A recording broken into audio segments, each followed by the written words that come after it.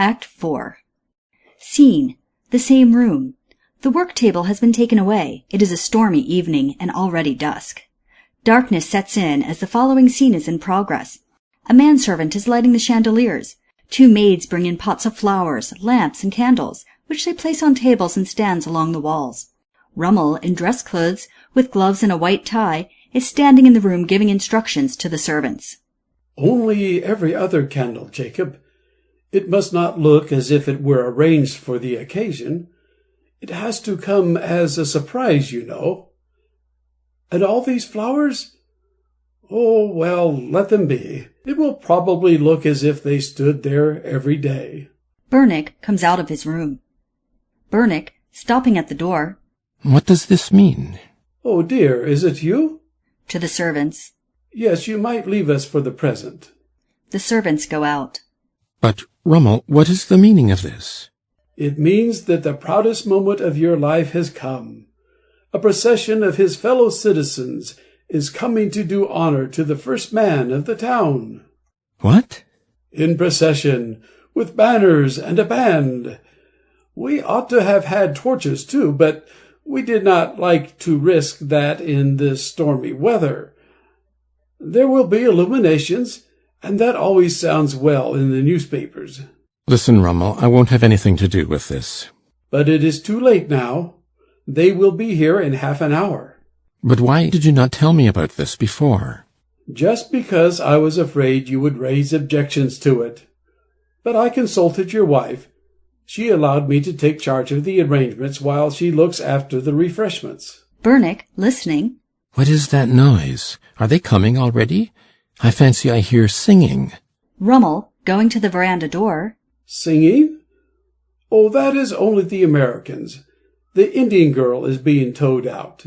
Towed out? Oh, yes.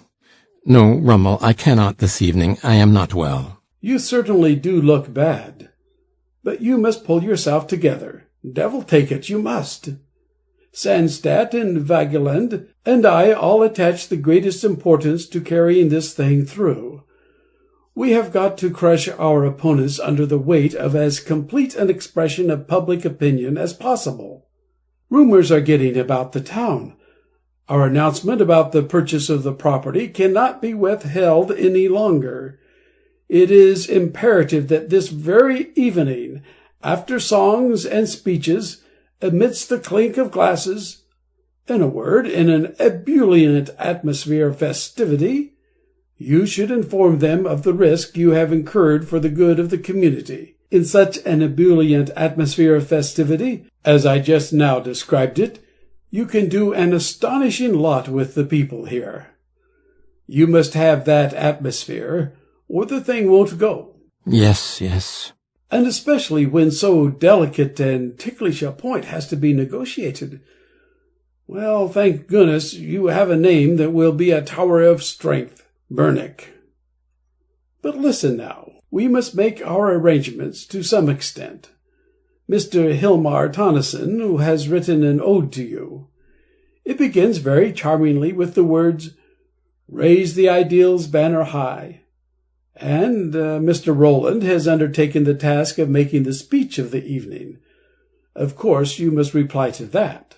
I cannot tonight, Rummel. Couldn't you? It is impossible, however willing I might be, because, as you can imagine, his speech will be especially addressed to you. Of course, it is possible he may say a word or two about the rest of us. I have spoken to Vigeland and Sandstadt about it.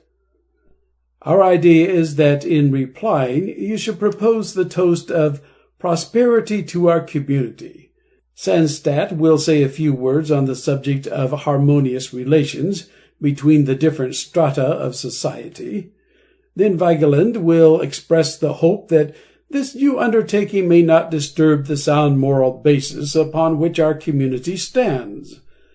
And I propose, in a few suitable words, to refer to the ladies, whose work for the community, though more inconspicuous, is far from being without its importance. But you are not listening to me. Yes, indeed I am. But tell me, do you think that there is a very heavy sea running outside? Why are you nervous about the palm tree? She is fully insured, you know. Yes, she is insured, but... And in good repair, and that is the main thing. Supposing anything does happen to a ship, it doesn't follow that human life will be in danger, does it? The ship and the cargo may be lost, and one may lose one's boxes and papers. Good Lord, boxes and papers are not of much consequence. Not of much consequence. No, I only meant... Hush, I hear voices again. It is on board the palm tree. Vigeland comes in from the right. Yes, they are just towing the palm tree out.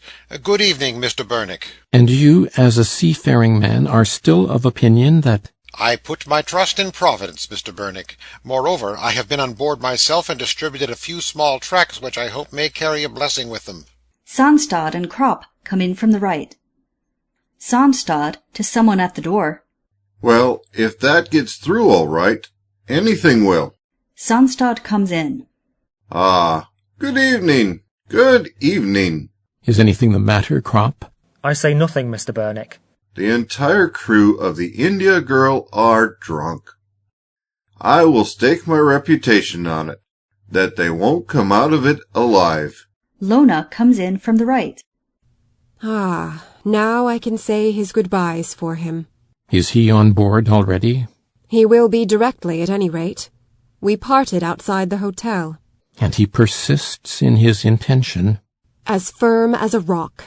Rummel, who is fumbling at the window. Ah, confound these newfangled contrivances. I cannot get the curtains drawn. Do you want them drawn? I thought, on the contrary. Yes, drawn at first, Miss Hessel. You know what is in the wind, I suppose? Yes, let me help you. Lona takes hold of the cords. I will draw down the curtains on my brother-in-law, though I would much rather draw them up. You can do that, too, later on. When the garden is filled with the surging crowd, then the curtains shall be drawn back, and they will be able to look in upon a surprised and happy family. Citizens' lives should be such that they can live in glass houses. Burnick opens his mouth as though he were going to say something, but he turns hurriedly away and goes into his room. Come along, let us have a final consultation. Come in too, Mr. Kropp. You must assist us with information on 1 or 2 points of detail. All the men go into Burnick's room. Lona has drawn the curtains over the windows and is just going to do the same over the glass door when Olaf jumps down from the room above onto the garden steps. He has a wrap over his shoulders and a bundle in his hand. Oh, bless me, child, how you frightened me. Olaf, hiding his bundle. Hush, Aunt. Did you jump out of the window? Where are you going? Hush, don't say anything. I want to go to Uncle Johann. Only on to the quay, you know. Only to say goodbye to him. Good night, Aunt. Olaf runs out through the garden. No, stop. Olaf! Olaf! Johann, dressed for his journey with a bag over his shoulder, comes warily in by the door on the right. Lona! Lona, turning round. What? Back again? I still have a few minutes. I must see her once more. We can't part like this. The farther door on the left opens, and Martha and Dina, both with cloaks on, and the latter carrying a small travelling bag in her hand, come in. Let me go to him. Let me go to him. Yes, you shall go to him, Dina. There he is. Dina! Take me with you. What? You mean it? Yes, take me with you. The other has written to me he means to announce to everyone this evening. Dina, you don't love him? I have never loved the man. I would rather drown myself in the fjord than be engaged to him. Oh, how he humiliated me yesterday with his condescending manner. How clear he made it that he felt he was lifting up a poor despised creature to his own level. I do not mean to be despised any longer. I mean to go away. May I go with you? Yes, yes, 1,000 times, yes! I will not be a burden to you long. Only help me get over there. Help me to go the right way about things at first. Hurrah! Ha! It's all right after all, Dina! Lona, pointing to Burnick's door. Hush! Gently, gently! Dina, I shall look after you. I am not going to let you do that. I mean to look after myself. Over there I am sure I can do that. Only let me get away from here. Oh, these women! You don't know. They have written to me to-day, exhorting me to realize my good fortune, impressing on me how magnanimous he has been. To-morrow, and every day afterwards, they would be watching me to see if I were making myself worthy of it all. I am sick and tired of all this goodness. Tell me, Dina, is that the only reason you're coming away? Am I nothing to you? Yes, Johann, you are more to me than anyone else in the world. Oh, Dina! Everyone here tells me I ought to hate and detest you. That is my duty. But I cannot see that it is my duty, and shall never be able to. No more you shall, my dear. No, indeed you shall not, and that is why you shall go with him as his wife. Yes! Yes! What? Oh, give me a kiss, Martha. I never expected that from you. No, I dare say not. I would not have expected it myself. But I was bound to break out sometime.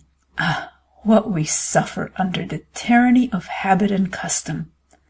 Make a stand against that, Dina. Be his wife. Let me see you defy all this convention. What is your answer, Dina? Yes, I will be your wife.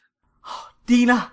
But first of all I want to work, to make something of myself, as you have done. I am not going to be merely a thing that is taken. Quite right. That is the way. Very well.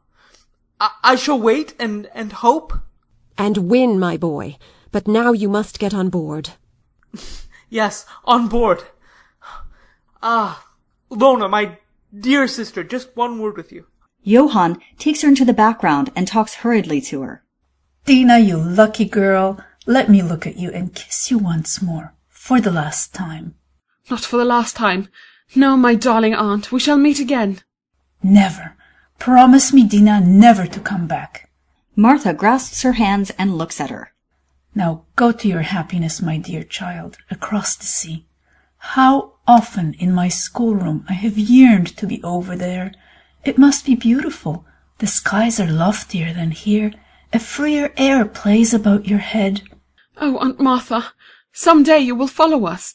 I? Never, never. I have my little vocation here, and now I really believe I can live to the full the life that I ought. I cannot imagine being parted from you. One can part from much, Dina. Martha kisses her. But I hope you may never experience that, my sweet child. Promise me to make him happy. I will promise nothing. I hate promises. Things must happen as they will. Yes, that is true. Only remain what you are, true and faithful to yourself. I will, Aunt. Lona, putting into her pocket some papers that Johann has given her. Splendid, splendid, my dear boy. But now you must be off. Look here. Yes, we have no time to waste now. Goodbye, Lona. And thank you for all your love. Goodbye, Martha. And thank you, too, for your loyal friendship. Goodbye, Johann. Goodbye, Dina. And may you be happy all your lives. Martha and Lona hurry them to the door at the back. Johann and Dina go quickly down the steps and through the garden. Lona shuts the door and draws the curtains over it. Now we are alone, Martha. You have lost her, and I him. You? Lost him? No, I had already half lost him over there. The boy was longing to stand on his own feet. That was why I pretended to be suffering from homesickness. So that was it. Then I understand why you came. But he will want you back, Lona. An old stepsister? What use will he have for her now? Men break many very dear ties to win their happiness. That sometimes is so. But we two will stick together, Martha. Can I be anything to you? Who more so? We two foster sisters. Haven't we both lost our children? Now we are alone. Yes, alone. And therefore you ought to know this too. I loved him more than anything in the world. Martha. Lona grasps her by the arm. Is that true? All my existence lies in those words. I have loved him and waited for him. Every summer I waited for him to come. And then he came. But he had no eyes for me. You loved him. And it was you yourself that put his happiness into his hands. Ought I not to be the one to put his happiness into his hands since I loved him? Yes, I have loved him. All my life has been for him, ever since he went away. What reason had I to hope, you mean? Oh, I think I had some reason all the same. But when he came back, then it seemed as if everything had been wiped out of his memory. He had no eyes for me. It was Dina that overshadowed you, Martha? And it is a good thing she did.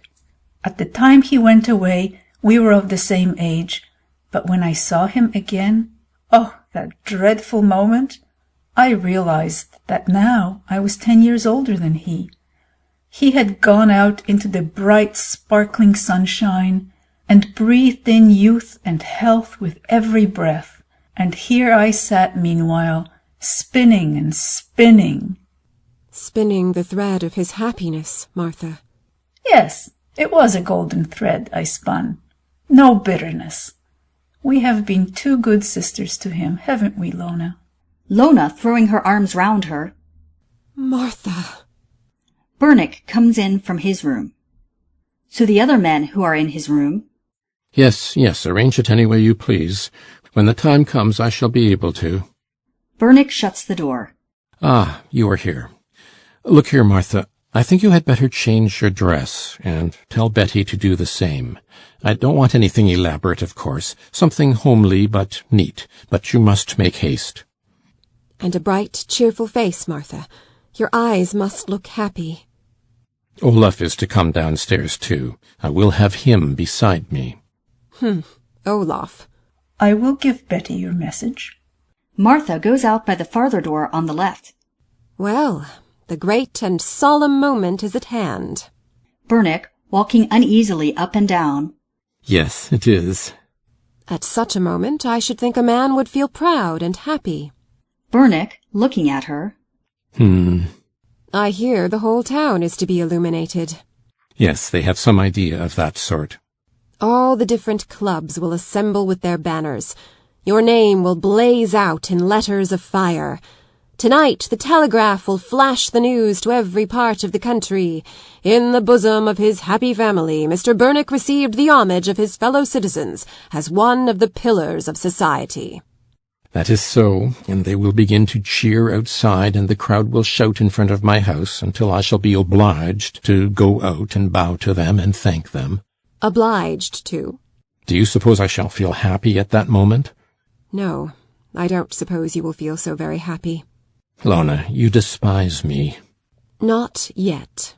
And you have no right to despise me. Lona, you can have no idea how utterly alone I stand in this cramped and stunted community, where I have had year after year to stifle my ambition for a fuller life. My work may seem many-sided, but what have I really accomplished? Odds and ends, scraps. They would not stand anything else here. If I were to go a step in advance of the opinions and views that are current at the moment, I should lose all my influence. Do you know what we are, we who are looked upon as pillars of society? We are nothing more nor less than the tools of society. Why have you only begun to realize that now? Because I have been thinking a great deal lately, since you came back, and this evening I have thought more seriously than ever before. Oh, Lona, why did not I really know you then, in the old days, I mean? And if you had? I should never have let you go, and if I had had you, I should not be in the position I am in tonight. And do you never consider what she might have been to you? She whom you chose in my place? I know at all events that she has been nothing to me of what I needed. Because you have never shared your interests with her. Because you have never allowed her full and frank exchange of thoughts with you. Because you have allowed her to be borne under by self-reproach, for the shame you cast upon one who was dear to her. Yes, it all comes from lying and deceit. Then why not break with all this lying and deceit? Now? It is too late now, Lona. Karsten, tell me, what gratification does all this show and deception bring you? It brings me none. I must disappear some day, and all this community of bunglers with me.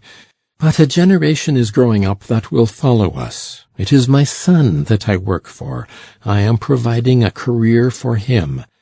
There will come a time when truth will enter into the life of the community, and on that foundation he shall build up a happier existence than his father. With a lie at the bottom of it all? Consider what sort of an inheritance it is that you are leaving to your son. It is 1,000 times worse than you think, but surely some day the curse must be lifted. And yet, nevertheless, how could I bring all this upon my own head? Still, it is done now. I must go on with it now. You shall not succeed in crushing me. Hilmar comes in hurriedly and agitatedly from the right, with an open letter in his hand. But this is... Betty! Betty! What is the matter? Are they coming already? No, but I must speak to someone immediately. Hilmar goes out through the farther door on the left. Karsten, you talk about our having come here to crush you.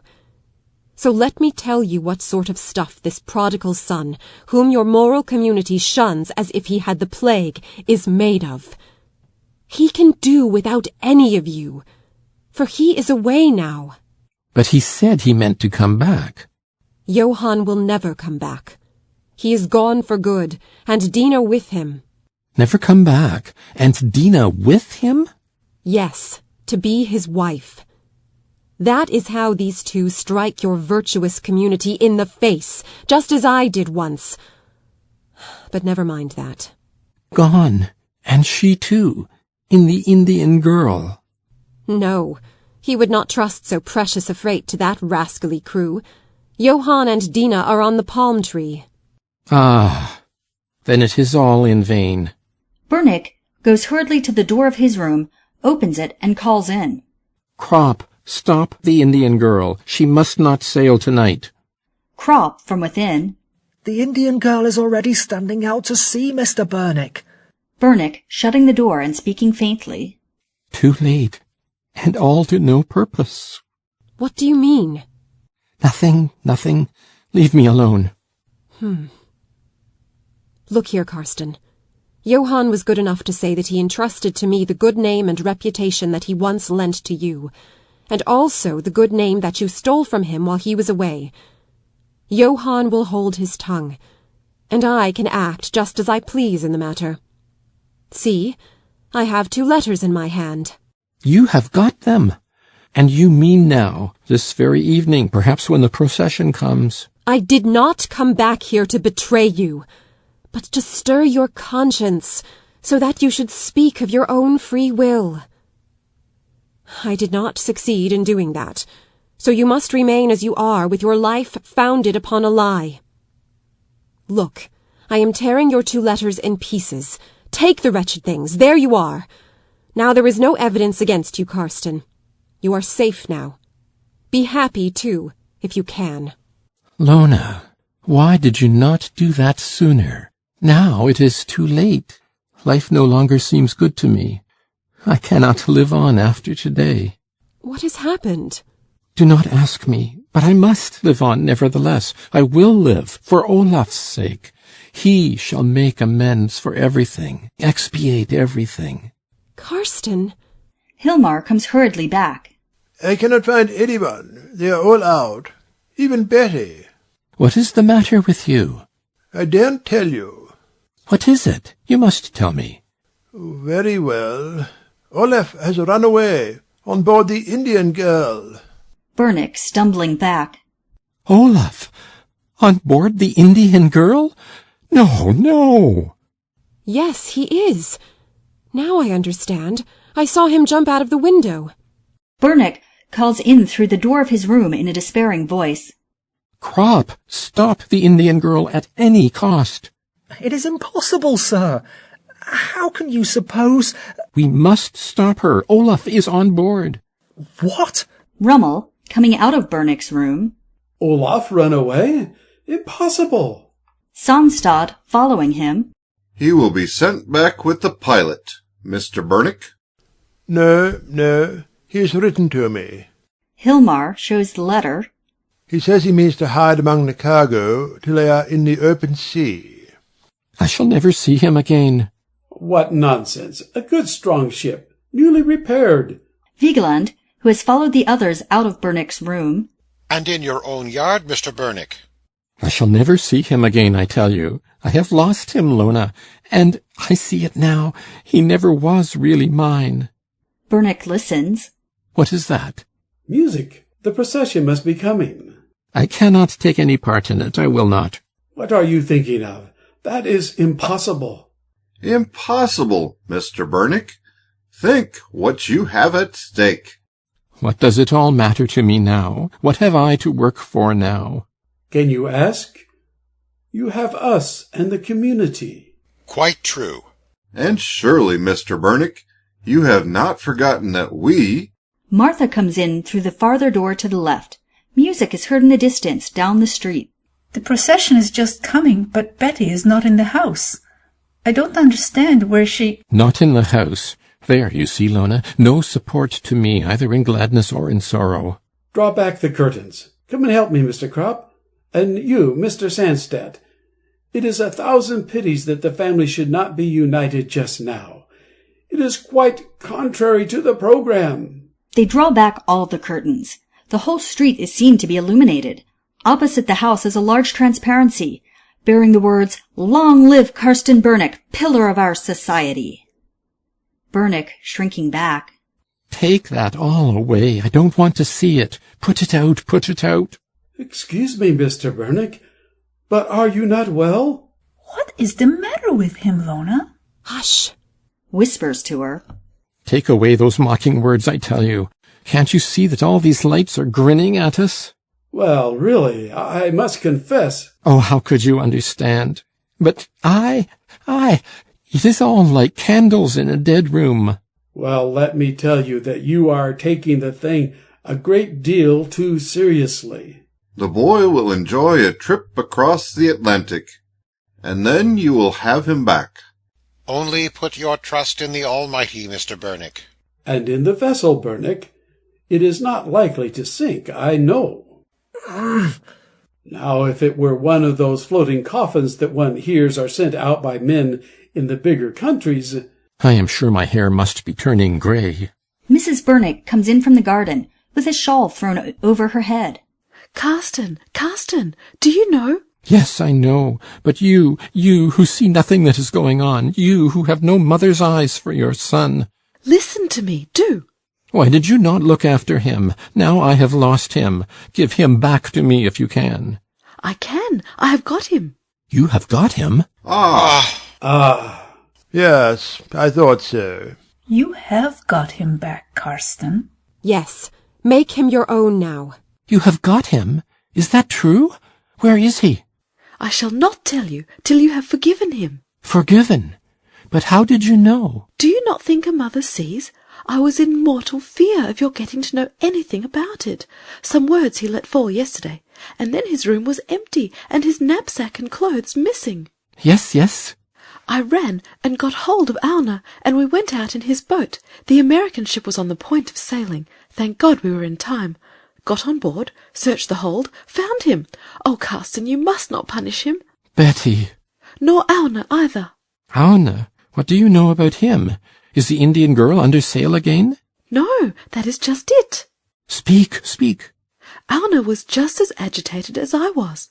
The search took us some time. It had grown dark, and the pilot made objections, and so Auna took upon himself, in your name... Well? To stop the ship sailing till tomorrow. Oh, how glad I am. You are not angry?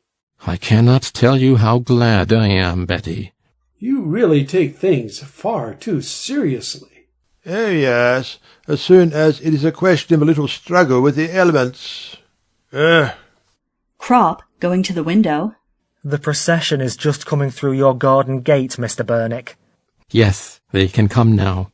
The whole garden is full of people. The whole street is crammed. The whole town is afoot, Bernick. It really is a moment that makes one proud. Let us take it in a humble spirit, Mr. Rummel. All the banners are out. What a procession! Here comes the committee with Mr. Roland at their head. Yes, let them come in. But, Bernick, in your present agitated frame of mind... Well, what? I am quite willing to speak instead of you, if you like. No, thank you. I will speak for myself tonight. But are you sure you know what to say? Yes. Make your mind easy, Rummel. I know now what to say. The music grows louder. The veranda door is opened. Roland comes in at the head of the committee, escorted by a couple of hired waiters who carry a covered basket. They are followed by townspeople of all classes, as many as can get into the room. An apparently endless crowd of people waving banners and flags are visible in the garden and street. Mr. Bernick, I see, from the surprise depicted upon your face, that it is as unexpected guests that we are intruding upon your happy family circle, and your peaceful fireside, where we find you surrounded by honored and energetic fellow citizens and friends. But it is our hearts that have bidden us come to offer you our homage, not for the first time, it is true, but for the first time on such a comprehensive scale. We have on many occasions given you our thanks for the broad moral foundation upon which you have, so to speak, reared the edifice of our community. On this occasion we offer our homage especially to the clear-sighted, indefatigable, unselfish, nay, self-sacrificing citizen who has taken the initiative in an undertaking which, we are assured on all sides, will give a powerful impetus to the temporal prosperity and welfare of our community. Bravo! Bravo! Bravo! You, sir, have for many years been a shining example in our midst. This is not the place for me to speak of your family life, which has been a model to all of us. Still less to enlarge upon your unblemished personal character. Such topics belong to the stillness of a man's own chamber, not to a festal occasion such as this. I am here to speak of your public life as a citizen, as it lies open to all men's eyes. Well-equipped vessels sail away from your shipyard, and carry our flag far and wide over the sea. A numerous and happy band of workmen look up to you as to a father. By calling new branches of industry into existence, you have laid the foundations for the welfare of hundreds of families. In a word, you are, in the fullest sense of the term, the mainstay of our community. Bravo! And, sir, it is just that disinterestedness which colors all your conduct that is so beneficial to our community, more so than words can express, and especially at the present moment. You are now on the point of procuring for us what I have no hesitation in calling bluntly by its prosaic name, a railway. Bravo! Bravo! But it would seem as though the undertaking were beset by certain difficulties, the outcome of narrow and selfish considerations. For the fact has come to light that certain individuals, who do not belong to our community, have stolen a march upon the hard-working citizens of this place, and have laid hands on certain sources of profit which, by rights, should have fallen to the share of our town. That's right! Here! This regrettable fact has naturally come to your knowledge also, Mr. Bernick. But it has not had the slightest effect in deterring you from proceeding steadily with your project. Well knowing that a patriotic man should not solely take local interests into consideration. Yes! It is to such a man, to the patriot citizen, whose character we all should emulate, that we bring our homage this evening. May your undertaking grow to be a real and lasting source of good fortune to this community. It is true enough that a railway may be the means of our exposing ourselves to the incursion of pernicious influences from without, but it gives us also the means of quickly expelling them from within. For even we, at the present time, cannot boast of being entirely free from the danger of such outside influences, but as we have, on this very evening, if rumor is to be believed, fortunately got rid of certain elements of that nature, sooner than was to be expected. Order! I regard the occurrence as a happy omen for our undertaking. My alluding to such a thing at such a moment only emphasizes the fact that the house in which we are now standing is one where the claims of morality are esteemed even above ties of family. Allow me. I have only a few more words to say, Mr. Bernick. What you have done for your native place we all know has not been done with any underlying idea of its bringing tangible profit to yourself. But nevertheless, you must not refuse to accept a slight token of grateful appreciation at the hands of your fellow citizens, least of all at this important moment when, according to the assurances of practical men, we are standing on the threshold of a new era. Bravo! Bravo! Hear! Roland signs to the servants, who bring forward the basket. During the following speech, members of the committee take out and present the various objects mentioned. And so, Mr. Burnick, we have the pleasure of presenting you with this silver coffee service. Let it grace your board when in the future, as so often in the past, we have the happiness of being assembled under your hospitable roof. You, too, gentlemen, who have so generously seconded the leader of our community, we ask you to accept a small souvenir. This silver goblet is for you, Mr. Rummel. Many a time have you, amidst the clink of glasses, defended the interests of your fellow citizens in well-chosen words. May you often find similar worthy opportunities to raise and empty this goblet in some patriotic toast. To you, Mr. Sandstead, I present this album containing photographs of your fellow citizens. Your well-known and conspicuous liberality has put you in the pleasant position of being able to number your friends amongst all classes of society. And to you, Mr. Vigeland, I have to offer this book of family devotions, printed on vellum and handsomely bound, to grace your study table. The mellowing influence of time has led you to take an earnest view of life. Your zeal in carrying out your daily duties has, for a long period of years, been purified and ennobled by thoughts of higher and holier things. Roland turns to the crowd. And now, friends, 3 cheers for Mr. Burnick and his fellow workers. 3 cheers for the pillars of our society. Burnick!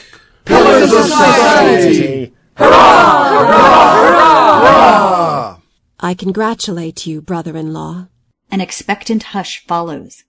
Fellow citizens, your spokesman said just now that tonight we are standing on the threshold of a new era. I hope that will prove to be the case. But before that can come to pass, we must lay fast hold of truth. Truth which till tonight has been altogether and in all circumstances a stranger to this community of ours. Astonishment among the audience. To that end, I must begin by deprecating the praises with which you, Mr. Roland, according to custom on such occasions, have overwhelmed me. I do not deserve them, because, until today, my actions have by no means been disinterested. Even though I may not always have aimed at pecuniary profit, I at all events recognize now that a craving for power, influence, and position has been the moving spirit of most of my actions. What next? Standing before my fellow citizens, I do not reproach myself for that, because I still think I am entitled to a place in the front rank of our capable men of affairs. Yes! Yes! Yes! Yes! Yes! But what I charge myself with is that I have so often been weak enough to resort to deceitfulness, because I knew and feared the tendency of the community to espy unclean motives behind everything a prominent man here undertakes. And now I am coming to a point which will illustrate that. There have been rumors of extensive purchases of property outside the town. These purchases have been made by me alone, and by no one else. Murmurs are heard. What does he say? Burnick? The properties are, for the time being, in my hands. Naturally, I have confided in my fellow workers, Mr. Rummel, Mr. Vigeland, and Mr. Sandstad, and we are all agreed that... It is not true. Prove it.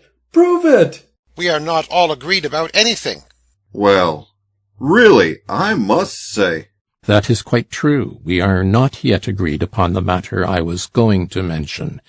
But I confidently hope that these 3 gentlemen will agree with me when I announce to you that I have tonight come to the decision that these properties shall be exploited as a company, of which the shares shall be offered for public subscription. Anyone that wishes can take shares. Hurrah! Hurrah! Hurrah!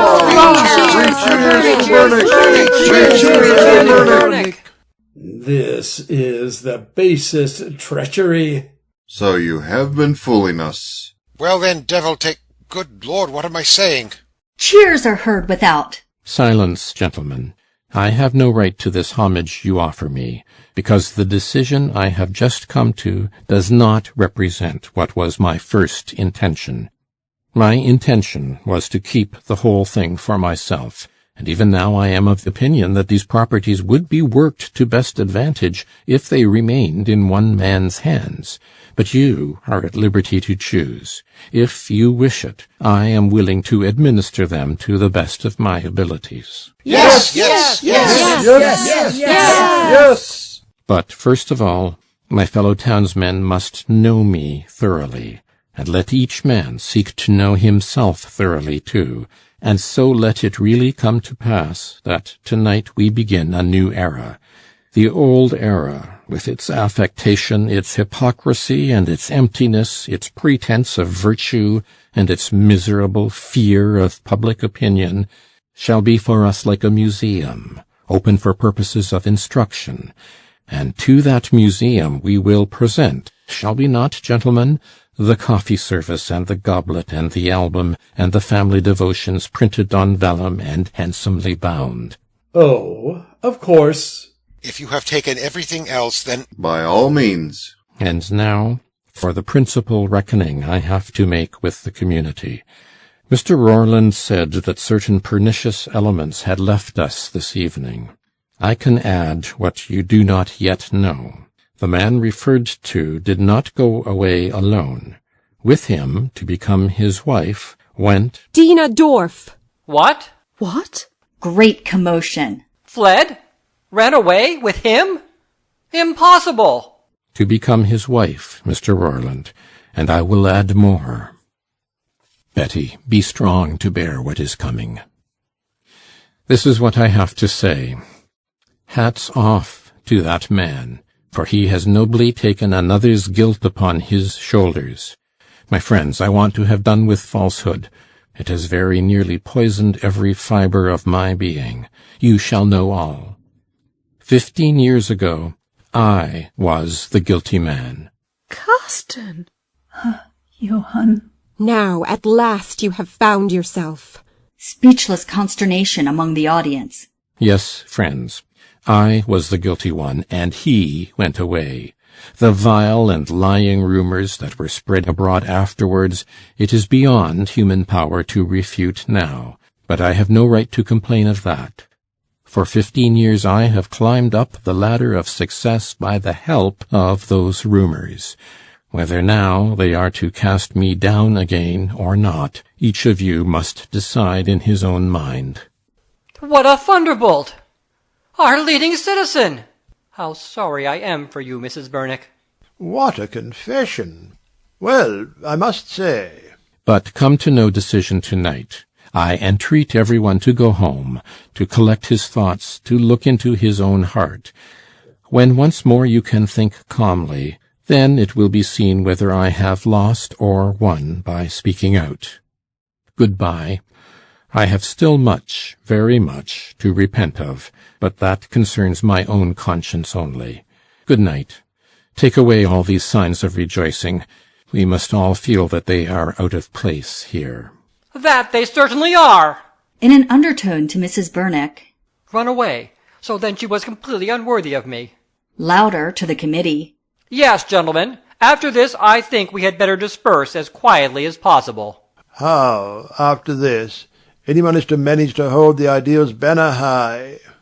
Ugh. Meantime, the news has been whispered from mouth to mouth. The crowd gradually disperses from the garden. Rummel, Sandstad, and Vigeland go out, arguing eagerly but in a low voice. Hilmar slinks away to the right. When silence is restored, there only remain in the room Burnick, Mrs. Burnick, Martha, Lona, and Kropp. Betty, can you forgive me? Mrs. Burnick, looking at him with a smile. Do you know, Carsten, that you have opened out for me the happiest prospect I have had for many a year? How? For many years I have felt that once you were mine, and that I had lost you. Now I know that you never have been mine yet, but I shall win you. Burnick, folding her in his arms. Oh, Betty, you have won me. It was through Lona that I first learned really to know you. But now let Olaf come to me. Yes, you shall have him now. Mr. Krupp. Mrs. Bernick talks softly to Kropp in the background. He goes out by the garden door. During what follows, the illuminations and lights in the houses are gradually extinguished. Thank you, Lona. You have saved what was best in me and for me. Do you suppose I wanted to do anything else? Yes, was that so or not? I cannot quite make you out. Then it was not hatred, not revenge? Why did you come back then? Old friendship does not rust. Lona. When Johann told me about the lie, I swore to myself that the hero of my youth should stand free and true. What a wretch I am, and how little I have deserved it of you. Oh, if we women always looked for what we deserve, Karsten. One comes in with Olaf from the garden. Bernick, going to meet them. Olaf. Father, I promise I will never do it again. Never run away? Yes, I promise you, Father. And I promise you, you shall never have reason to. For the future you shall be allowed to grow up not as the heir to my life's work, but as one who has his own life's work before him. And shall I be allowed to be what I like when I grow up? Yes. Oh, thank you. Then I won't be a pillar of society. No? Why not? No, I think it must be so dull. You shall be yourself, Olaf. The rest may take care of itself. And you, Aune. I know, Mr. Bernick. I am dismissed. We remain together, Aune, and forgive me. What? The ship has not sailed tonight? Nor will it sail tomorrow either. I gave you too short grace. It must be looked to more thoroughly. It shall, Mr. Bernick. And with the new machines. By all means, but thoroughly and conscientiously. There are many among us who need thorough and conscientious repairs, Aune. Well, good night. Good night, sir. And thank you. Thank you. One goes out. Now they are all gone. And we are alone. My name is not shining in letters of fire any longer. All the lights in the windows are out. Would you wish them lit again? Not for anything in the world. Where have I been? You would be horrified if you knew. I feel now as if I had come back to my right senses after being poisoned. But I feel this, that I can be young and healthy again. Oh, come nearer. Come closer round me. Come, Betty. Come, Olaf, my boy. And you, Martha. It seems to me as if I had never seen you all these years.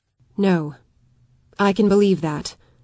Your community is a community of bachelor souls. You do not see women. That is quite true. And for that very reason, this is a bargain, Lona. You must not leave Betty and me. No, Lona, you must not. No. How could I have the heart to go away and leave you young people who are just setting up housekeeping? Am I not your foster mother? You and I, Martha, the two old aunts. What are you looking at? Look how the sky is clearing, and how light it is over the sea. The palm tree is going to be lucky. It carries its good luck on board. And we have a long, earnest day of work ahead of us, I most of all. But let it come. Only keep close round me, you true, loyal women. I have learned this, too, in these last few days. It is you women that are the pillars of society. You have learned a poor sort of wisdom, then, brother-in-law. Lona lays her hand firmly upon his shoulders. No, my friend. The spirit of truth and the spirit of freedom, they are the pillars of society. End of Act 4. End of Pillars of Society by